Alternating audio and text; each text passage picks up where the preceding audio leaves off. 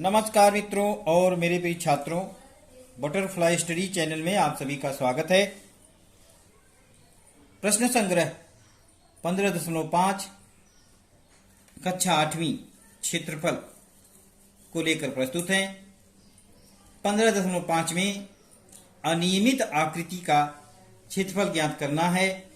इसके पहले हमने 15.1, 15.2, 15.3, 4 और 5 में विभिन्न आकृतियों के क्षेत्रफल ज्ञात किए हैं। उन्हीं आकृतियों को मिलाकर एक अनियमित आकृति यहाँ दी गई है, जो भूखंड दिया गया है।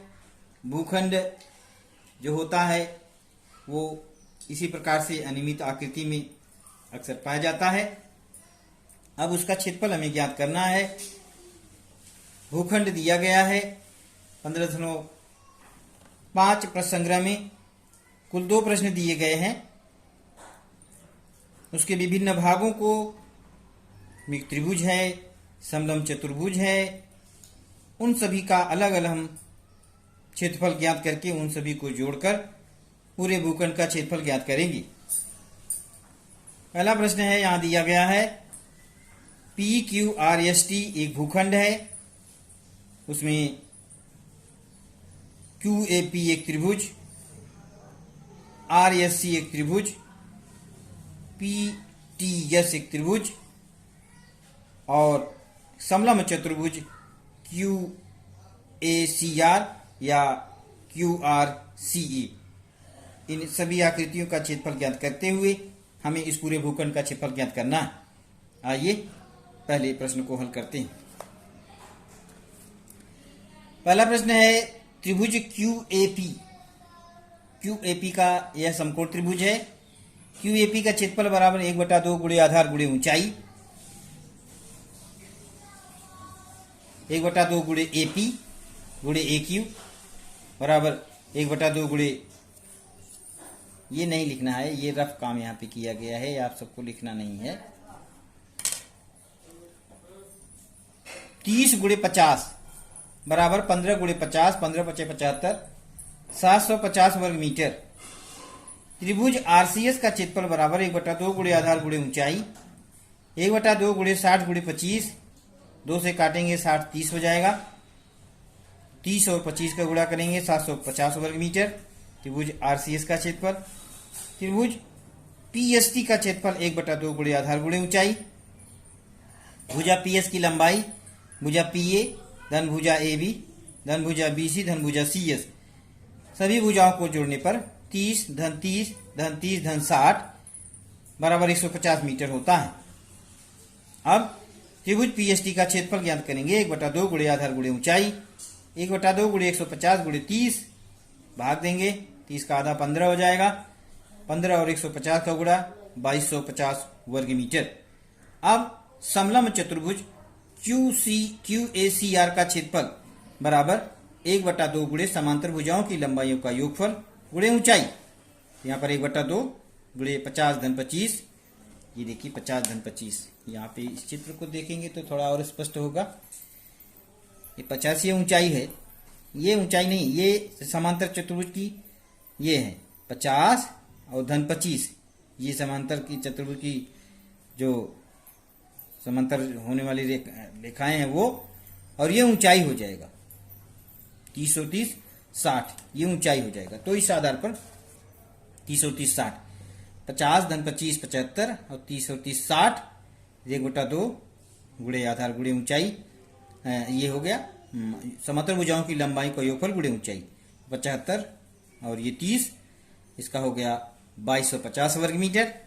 तो बहुभुजाकृति PQRS का क्षेत्रफल त्रिभुज QAP का क्षेत्रफल धन त्रिभुज RCS का क्षेत्रफल धन त्रिभुज PST का क्षेत्रफल धन बराबर धन चतुर्भुज समलंब चतुर्भुज QACR का क्षेत्रफल, सभी को जोड़ेंगे तो हमें इस बहुभुजाकृति का क्षेत्रफल ज्ञात होगा। अब हम देखेंगे बहुभुजाकृति PQRST का क्षेत्रफल 750, सभी को जोड़ देंगे 750 धन 750 धन 2250 धन 2250, सबको जोड़ने पर इसका उत्तर आता है उस भूखंड का क्षेत्रफल 6000 वर्ग मीटर है। अब हम दूसरा प्रश्न देखेंगे। दूसरे प्रश्न में जो आकृति दी गई है भूखंड की आकृति, उसे कैसे ज्ञात करना है। दूसरा प्रश्न यहां दिया गया है, ये समकोण त्रिभुज है, इसमें ये त्रिभुज की तीनों भुजाओं की लंबाई को योगफल लंबाइयां दी गई हैं। इसकी अर्ध परिमिति ज्ञात करके इसको हल करना है। इसकी ऊंचाई यहां लिखना चाहिए था 16, ये 16 जो है यहां होगा, तो इस आधार पर हम इस भूखंड का क्षेत्रफल ज्ञात कर सकते हैं। तो आइए दूसरा प्रश्न हल करते हैं। इस प्रश्न में यहां पे इस भुजा की लंबाई नहीं दी गई है, तो पाइथागोरस प्रमेय के आधार पर यह कर्ण हो गया। और इसकी एक भुजा है, दूसरी भुजा की लंबाई हमें ज्ञात करना है, पाइथागोरस प्रमेय के आधार पर ज्ञात करेंगे। आइए प्रश्न को हल करते हैं। दिए गए भूखंड का क्षेत्रफल ज्ञात करना है।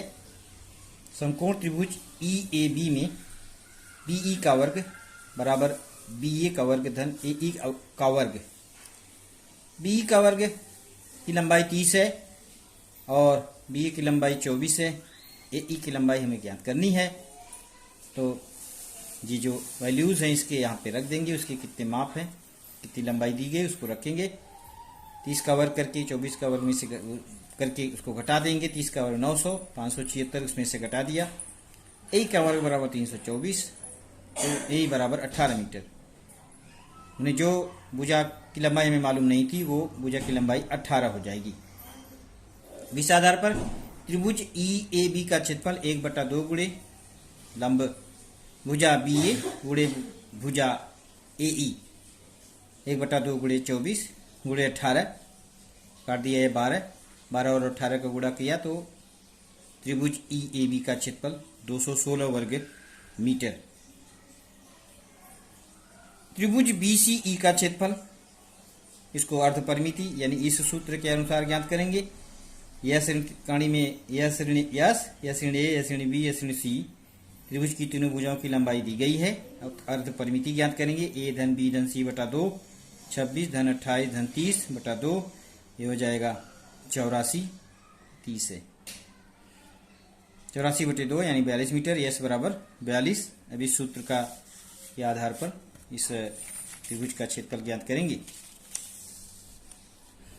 BCF त्रिभुज BCE का क्षेत्रफल बराबर करणी में S, यह श्रेणी A, यह श्रेणी B, यह श्रेणी C, उसका मान 42 था। S का मान अर्ध परिमिति 42, 42 श्रेणी 26, 42 श्रेणी 28, 42 श्रेणी 30, तो घटाएंगे तो 42 गुणे 16 गुणे 14 गुणे 12 ये हुआ। और इसका गुणनखंड कर देंगे, अभाज्य गुणनखंड। अभाज्य गुणनखंड करने के बाद जितने बार 2 आया है सबको एक साथ में लिख लिया, जितनी बार भी 3 आया है सबको एक साथ में लिख लिया, जितनी बार 7 आया है सबको एक साथ में लिख लिया। तो 2 कितनी बार आया है जोड़ी लगा लेंगे, जोड़ी को फिर एक बार लिखेंगे, एक बार इसको, एक बार इसको, एक बार इसको, एक बार। 8 बार 2 आया था तो 4 बार लिखा, और 3 2 बार आया है तो 3 को एक बार, और 7 2 बार आया है तो 7 को एक बार लिखेंगे और इन सभी संख्याओं का गुणा करेंगे। इन सभी संख्याओं का गुणा किया तो 336 वर्ग मीटर होता है। अब त्रिभुज BCE का क्षेत्रफल बराबर 336 वर्ग मीटर। त्रिभुज CDE में एक और त्रिभुज बचा हुआ है, 1/2 गुणे भुजा CE गुणे भुजा DF। तो भुजा C 14 28 है, तो इसको काटेंगे 28 गुणे 16, इसको काटेंगे 14 गुणे 16, 14 गुणे और 16 का गुणा किया 224 वर्ग मीटर। त्रिभुज CDE का क्षेत्रफल 224 वर्ग मीटर। भूखंड ABCDE का क्षेत्रफल त्रिभुज EAB का क्षेत्रफल धन त्रिभुज BCE का क्षेत्रफल धन त्रिभुज CDE का क्षेत्रफल, तीनों त्रिभुजों के क्षेत्रफलों को जोड़ देंगे। 216 धन 336 धन 224। तो अतः इस प्रकार से भूखंड ABCD का क्षेत्रफल बराबर 776 वर्ग मीटर। इस प्रकार से हमारा 15.5 का